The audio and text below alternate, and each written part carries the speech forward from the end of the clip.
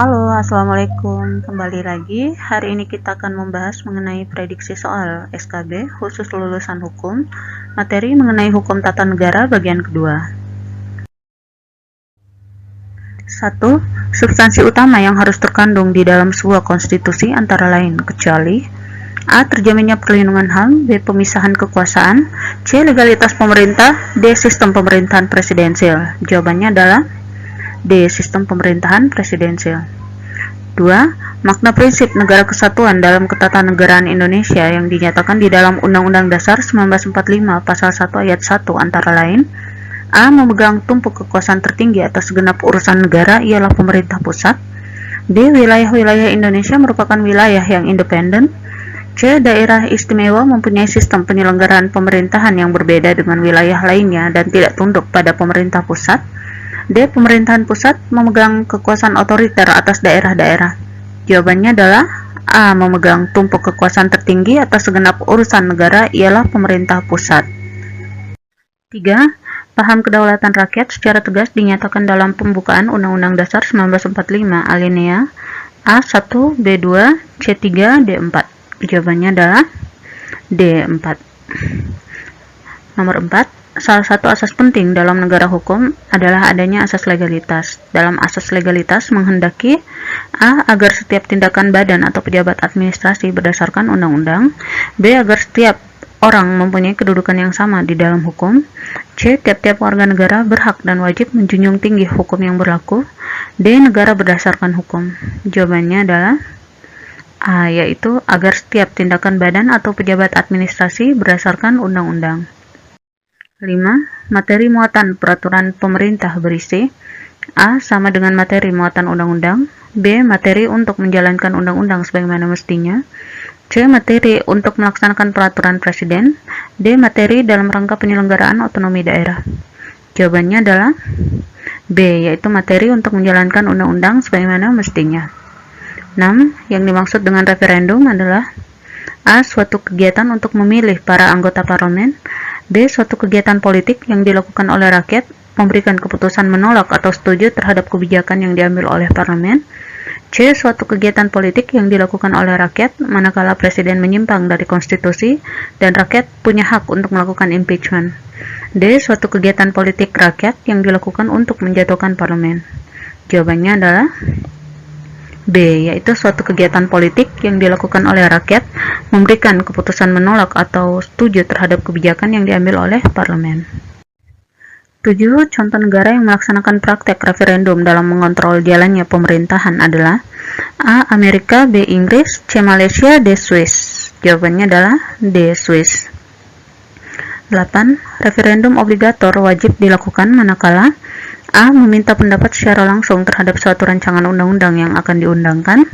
B. Meminta pendapat secara langsung kepada rakyat tentang setuju atau tidaknya terhadap undang-undang yang sudah berlaku, tetapi sementara ada sebagian rakyat yang menggugatnya.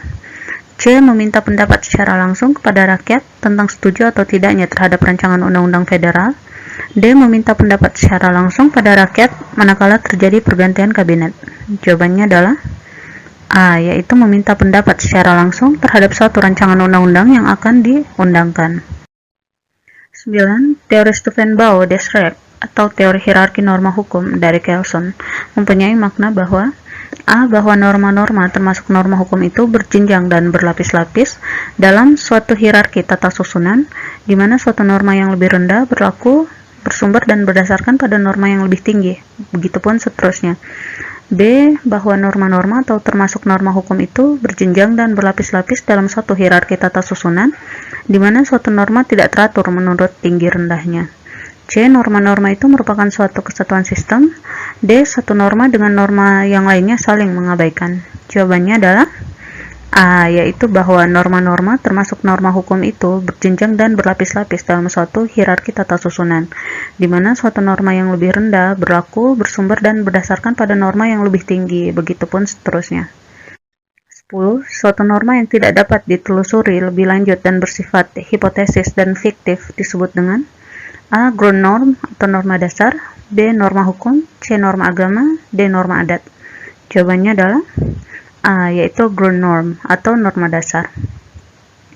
11. Di bawah ini merupakan alat kelengkapan DPD kecuali A. Pimpinan, B. Panitia ad hoc, C. Badan kehormatan, D. Panitia pengawas. Jawabannya adalah D. Panitia pengawas.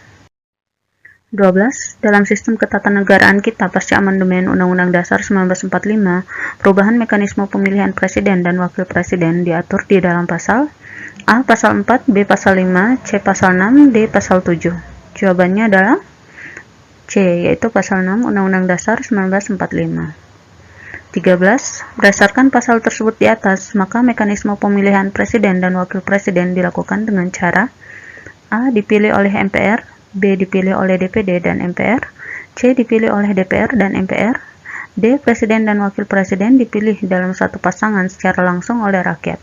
Jawabannya adalah D, yaitu presiden dan wakil presiden dipilih dalam satu pasangan secara langsung oleh rakyat.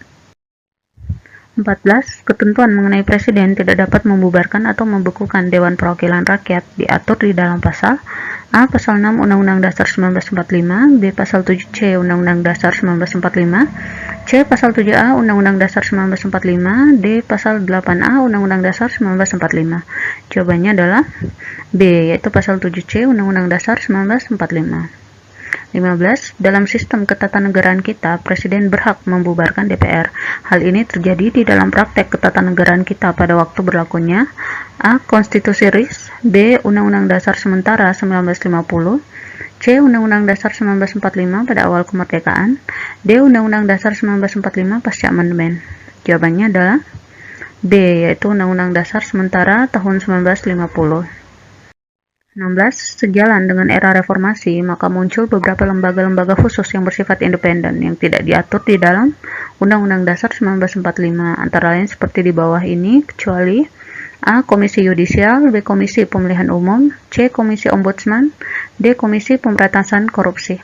Jawabannya adalah A, yaitu Komisi Yudisial.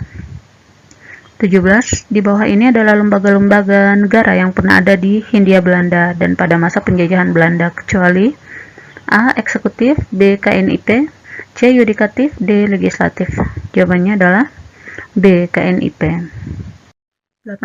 Lembaga legislatif pada masa Hindia Belanda dinamakan dengan A. KNIP, B. Gubernur Jenderal, C. Algemene Rekenkamer, D. Hooggerechtshof. Jawabannya adalah C, yaitu Algemene Rekenkamer. 19. Semua produk hukum tertulis yang berisi norma yang bersifat mengatur atau reguling dalam ilmu tata negara disebut dengan A. Peraturan perundang-undangan, B. Jurisprudensi, C. Norma, D. Doktrin. Jawabannya adalah A, yaitu peraturan perundang-undangan. 20. Van Vollenhoven membagi fungsi kekuasaan ke dalam 4 fungsi yang biasa dikenal dengan catur praja, seperti di bawah ini, kecuali A. Reguling, B. Bestuur, C. Rechtspraak, D. Yudikatif. Jawabannya adalah D. Yudikatif. 21. Dalam pembagian kekuasaan menurut Van Vollenhoven tersebut di atas, yang mempunyai fungsi untuk menjaga ketertiban di dalam masyarakat atau social order dan kehidupan bernegara adalah A. Politik, B. Bestuur, C. Rechtspraak, D. Yudikatif. Jawabannya adalah A. Politik.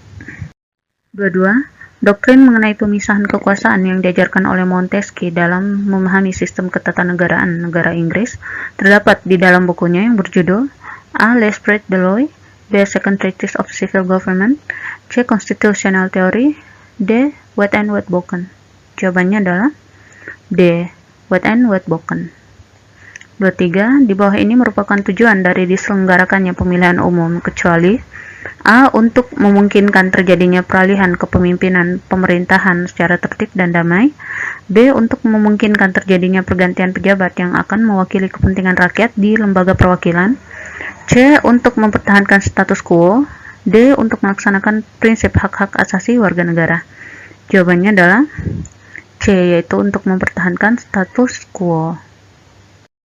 24. Titik perubahan sistem pemerintahan Indonesia yang awalnya sistem presidensial menjadi sistem kabinet parlementer, di mana kabinet yang baik secara perorangan maupun kolektif bertanggung jawab kepada parlemen setelah keluarnya A. PP nomor 3 tahun 1945, B. Maklumat pemerintah tanggal 14 November 1945, C. Perpu nomor 3 tahun 1945, D. Pertanggungjawaban Presiden RI.